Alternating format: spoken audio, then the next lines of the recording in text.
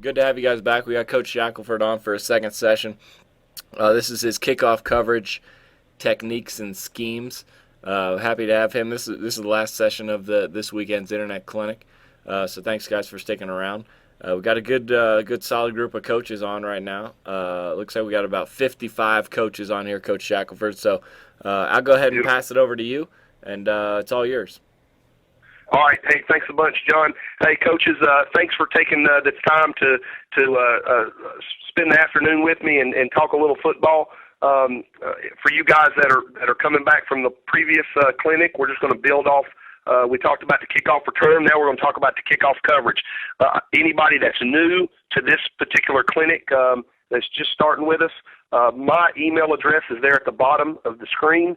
Please write that down. And if there's any specific question that we do not address or we run out of time or that I don't specifically answer, please don't hesitate to email me, and I'll be happy to shoot you some type of response or to help you out if I can. Okay, but we're going to talk about the kickoff coverage. Now, I get excited about the kicking game, but of all of the six phases in the kicking game, the kickoff coverage team is my favorite.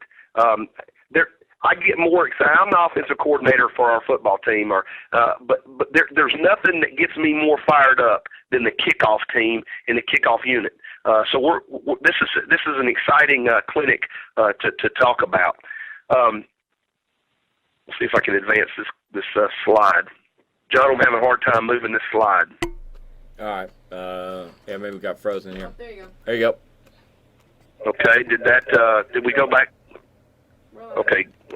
I'm looking at. Golden rules and keys? Yep.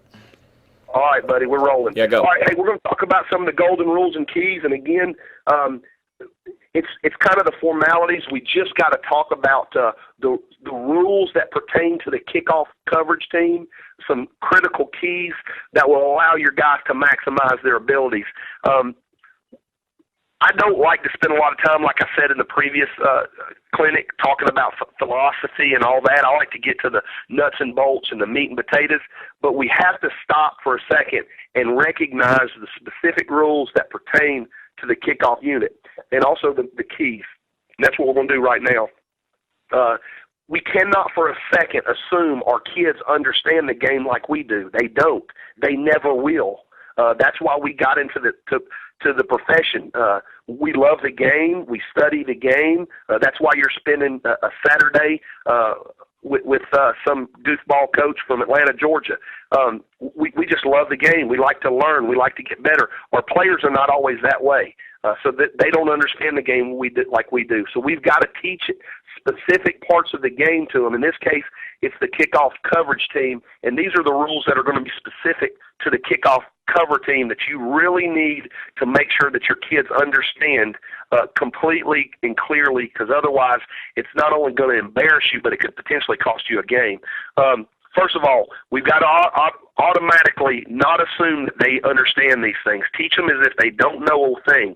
Once the ball is kicked off, the ball is live when it travels 10 yards. Okay, I've seen cover teams kick the ball. The ball is literally laying around, and they're Peter calling.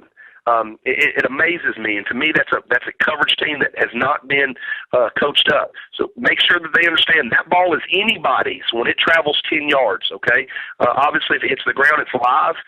If it's in the air, the receiving team has the first opportunity at it, okay? The kicking team cannot advance any recovery. Fall on the ball and make sure that you come up with the recovery. That's an important component of the kickoff unit. I've seen onside kicks where the ball is we have, as the coverage unit, have the best opportunity to get the ball, but the kid actually tries to scoop the ball up to try to advance it. And then they ultimately lose out on the possession of the ball because they end up fumbling or they don't recover the ball. Make sure that they understand that we're going to fall on the football any chance that we can, and let's get our offense back out on the field. So it's a huge point to make sure that those players understand that on your coverage unit. The next point I'd like to talk to you, a member of the kicking team can catch a pooch kick in the air, okay? If a fair catch is signaled and made, you cannot interfere with his opportunities. So here's the example. the ball is pooched. If there is not a return man in the vicinity trying to catch the ball, we can catch it. It doesn't have to touch the ground, okay? But they do get fair and free rights to the ball. So in other words, the ball is kicked in the air. It hasn't hit the ground yet. We pooch the kick. The return guy has the first opportunity. If he fair catches, he gives a fair catch signal, we got to treat it just as if it's a punt. We're going to give him his space, but always be ready for a fumble or a bobble, okay? But if there is nobody in the vicinity, we can catch the football. Again, we're going to fall on the ball, and we're going to get possession where we come in control of that ball. Again, it's got to go 10 yards. Blocking below the waist is illegal, okay? So we can't run down, bust the wedge, and blow out their knees. You just can't do it. It's unethical, and I absolutely would tell you to never, ever, ever teach it. Not only is it illegal, but it's bad for the game of football. So we're going to stay above the waist. We're going to be violent, and we're going to be physical, but we're going to do it within the rules. All right, the next point that I'd like to talk to you about, the ball becomes dead and belongs to the receiving team when a free kick, which is ultimately the kickoff, is untouched by the receiving team, it strikes the ground in the end zone. That's obviously a high school and lower rule. The ball is kicked in the end zone, it's a touchback. Please explain to the guys what happens. Some of them are going to understand, some of them don't.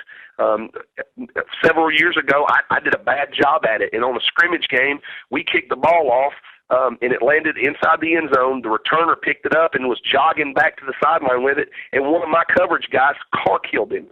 And he didn't understand that ball was dead. And so I obviously was very embarrassed as the coach, and I had to do some explaining. But I did a poor job of explaining that particular rule to that particular kid. He was a little ambitious, I think. But anyway, the next point, a kickoff which goes out of bounds between the goal lines without being touched by the receiving team must be re-kicked with a 5-yard penalty, or the receiving team can have possessions at the 35. The person that you really need to make sure understands that is the kicker. We cannot kick the ball out of bounds. It absolutely hurts us as a cover team. It gives the return team too many options, too many abilities, and too many decisions that they get to decide to do. So we want to put that ball into play. Absolutely, let's try to kick it in the end zone, but let's be able to try to spot kick that ball. We'll talk about that in a moment.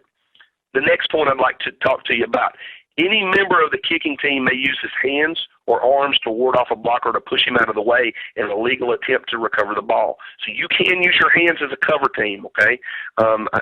You wouldn't believe how many times people won't use their hands. It's why God gave us hands, to play football and to be violent with our hands in football. The next points that I'd like to share with you, covering a kick, this is kind of philosophical, and I told you that I don't like to get to it, but for me, these are like some golden principles that if you do not inject in the players of your kicking team, they're not gonna be very good. These are absolute fundamentals and critical components. If you're going to be on our kickoff cover team, these are things that you're going to do. It's not there's no exceptions there. Covering a kick first and foremost is an all-out sprint. When the foot of the kicker, his foot touches the ball, I want 11 guys on the line of scrimmage. We call it a track meet. We'll talk about that in a moment. But it's a full-out sprint. In fact, at Sprayberry, we break it down on track meet because I want it to look like an 11-lane track meet, 11 athletes getting after somebody. Okay, speed is absolutely important, but the intent to make the tackle is vital. You can fly down the field, and if you run by the return man, what have you really accomplished? You haven't done anything. So a player is going to ultimately show his character on a coverage team. We want guys that can run well, but most importantly, that tackle well. So the next point, each player believes that he's going to make that Top Rock Award. For us, the Top Rock Award is a highlight in a game that we really covet as a team and as a coaching staff. So, I want our guys, all 10 or all 11 guys, to really shoot for that award. Now, the kicker's not going to make those kind of plays a whole lot, but so usually 10 of them got a great opportunity, and I want those guys fighting to win that Top Rock play. The next component, gang tackling. One guy should never make a tackle. I want the returner to get up off the ground, and there is 10 or 11 of our guys around him. To me, it's very intimidating. Very intimidating. We're going to punish the guy. I want him the next time that he returns that ball to understand that he's going to get hit hard, and it's going to be violent. And I want him tiptoeing. I don't want him pouring it up in there because I want him second guessing his blockers. I want him trying to find the easy way out, hitting the sidelines and running out of bounds. But we're going to gang tackle, and we're going to be punishing tacklers. Again, we're going to go back to the speed. We are going to attack it like an 11-man track team, like we just talked about.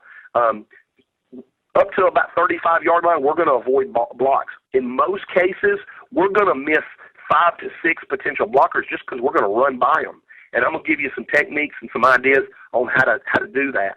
All right. If you get knocked down, huge component. The kickoff play and the kickoff return is such a long play that many times you can get knocked down on this particular play, and you still have the opportunity to get back up and to get back into a play. So I'm going to tell you this: we don't ever stop. We put our foot on the proverbial gas pedal, and we don't stop until the whistle is blown. So if you get knocked down, you better get up back on your feet and let's go play football. So getting knocked down is not an opportunity to be done with the play. Let's get back up and go get us a hustle play. Never being offsides is also a critical, important thing that we've got to teach our kids.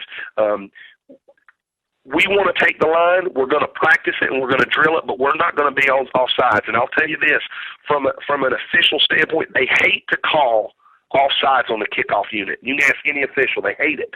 But if it's grossly offside, they're going to call it. We like to press it. We like to have our toe on the line when the foot of the kicker is hitting leather. Okay, so we're going to take the line, but we absolutely got to tell them, guys, we want you on the line, but we don't want you past the line. Okay, 11 guys on the line of scrimmage when the ball is kicked.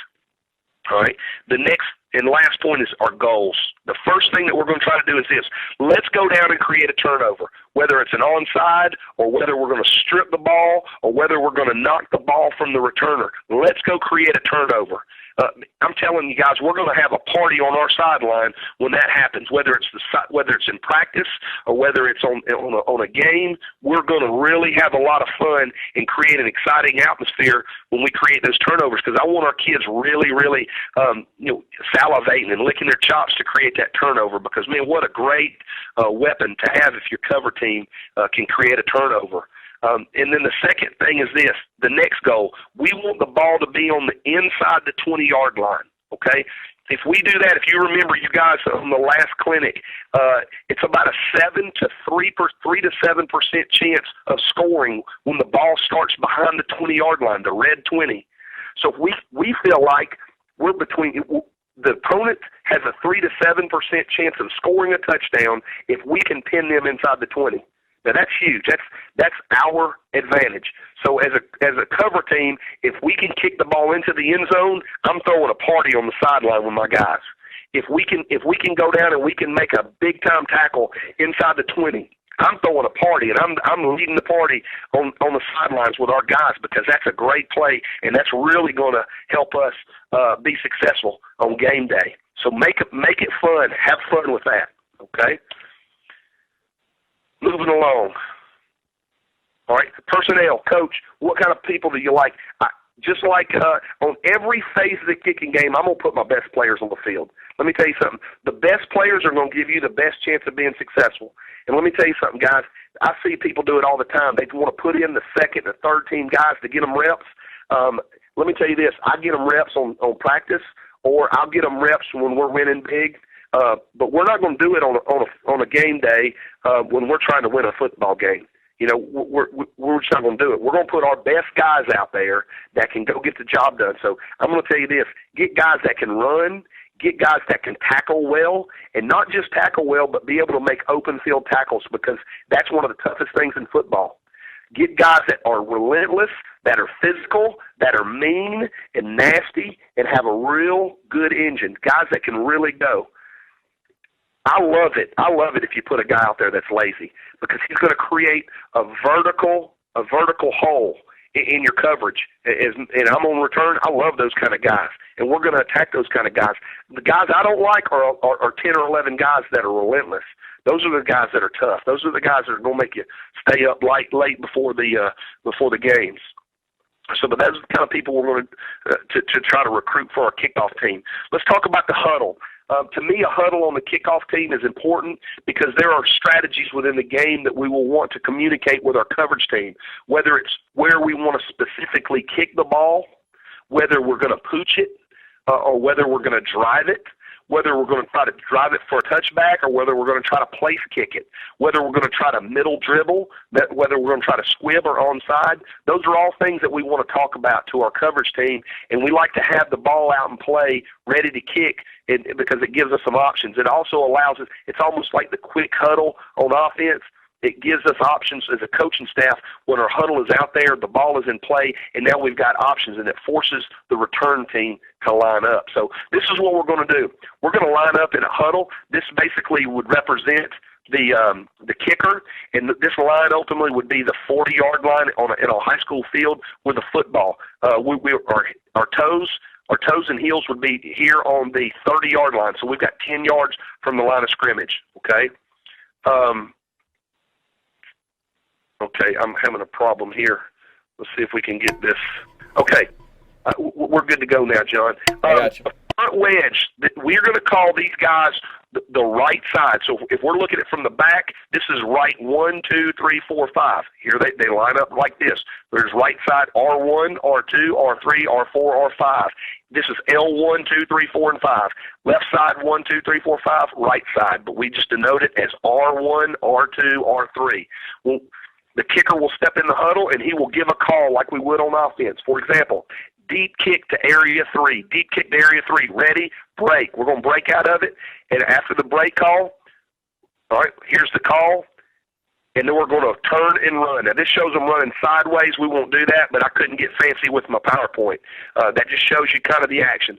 I've got another PowerPoint here that kind of shows kicker will step up. The ball would be placed here on the 40.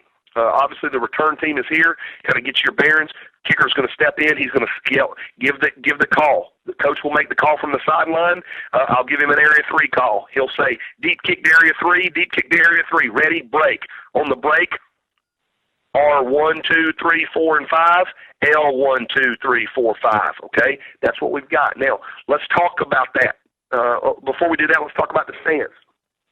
Some coaches are real components of lining them up like toy soldiers in three-point stance, all on the same line, that sort of thing.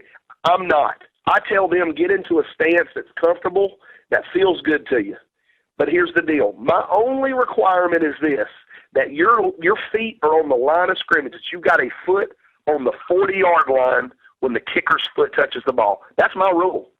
I don't care where you line up. I don't care if you're doing backflips out there or making a peanut butter and jelly sandwich. I don't care. But when the foot of the kicker is on the ball, I want 11 bodies on that line of scrimmage.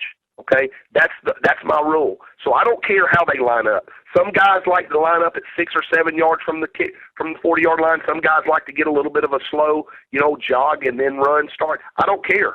But as long as they're on the line of scrimmage and whatever feels good to them, whatever works, let's do it. The reason I think that's important is this. This guy might be a 4-8 guy. This guy might be a 4-4 or 4-5 guy. Okay? So we're going to line these guys up at the same place? That doesn't make any sense to me. I want these guys to, through practice, through drills, through repetitions, what feels good to you. We allow the kicker to line up where he feels comfortable. Why don't we do that with our other guys? So that's kind of my stance on the stance. All right? We talked about a call in the huddle. We said deep kick to area 3. Well, what does that mean? Well, I want our coverage team to know specifically where me and the special teams coordinator wants the ball, where we want the ball kicked. If I say deep to area 3, there's a specific spot on the field that I want the kicker to kick to. If I say pooch to area 4, I want everybody to know where the ball's going to be kicked. Now, does that mean the kicker's going to do it every time? No, but we do have a general idea where we're going to try to kick to. This is the graphic that's going to explain it. As we dissect the field, we're going to go from the goal line, Okay, this is on the returner side. Okay, here we are on the other side, 40. Okay, and this is on the return man side from the goal line to the 20. Okay, from the hash. Okay, and those are going to be our cut lines. So from goal line to 20 to the hash is area 1. That would be deep kick to area 1. We're going to kick to this area. All right. Deep kick to area 2 would be from hash to hash in the middle of the field. Deep kick to area 3 would be hash to sideline. Okay. In our example, we said deep kick to area 3. So we all know as a coverage team that our kicker is going to try to put it in this area. He's got a 20-yard area to play with.